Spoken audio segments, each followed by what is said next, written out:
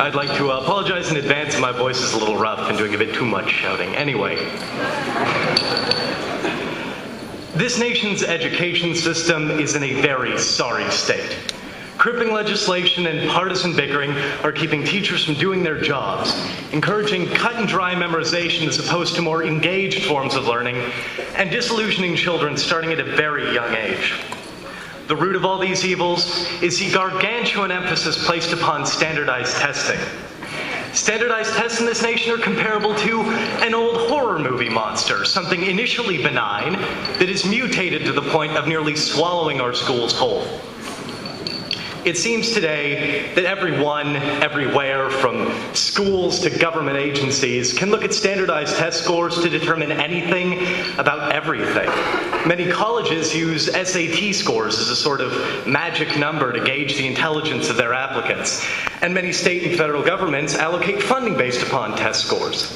All these practices do, however, is broaden the gap between rich and poor and stomp on the futures of countless students that are extremely bright.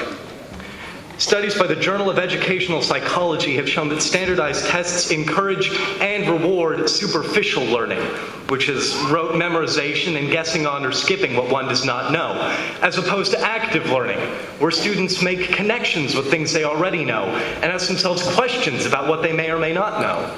This is inherently unfair, as a deep-thinking and very intelligent student could perform quite poorly on a test like the SAT and have their chances of getting into a good college or university obliterated.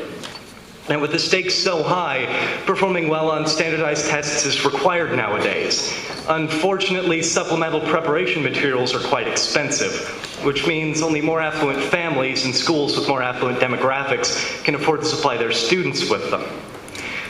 This creates a vicious cycle, since many state governments allocate funding based upon test scores, and only the more affluent families can afford to supply their students with the materials to help them perform better. Richer schools may be given more funding.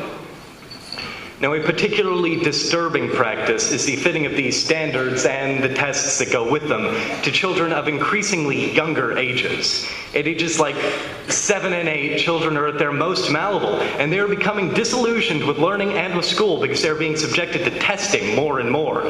I mean, can you really imagine an 8-year-old boy eagerly sitting at a desk filling in bubbles on a poorly written and boring test, saying to himself, "Gee, this sure is laying a solid foundation for my future in academics." I can't either. Finally, this adherence to standards is forcing teachers in disadvantaged areas to teach to the test in order to gain some additional funding for their schools.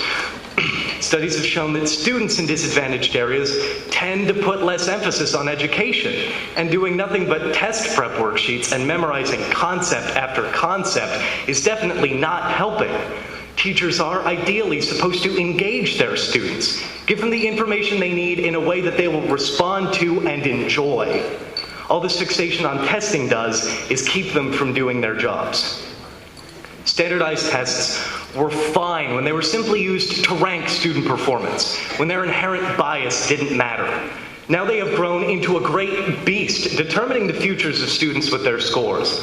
This practice must be reformed, lest we lose sight of what the true goals of education are: to engage students, to make them think, not to master the art of darkening ovals on an answer sheet.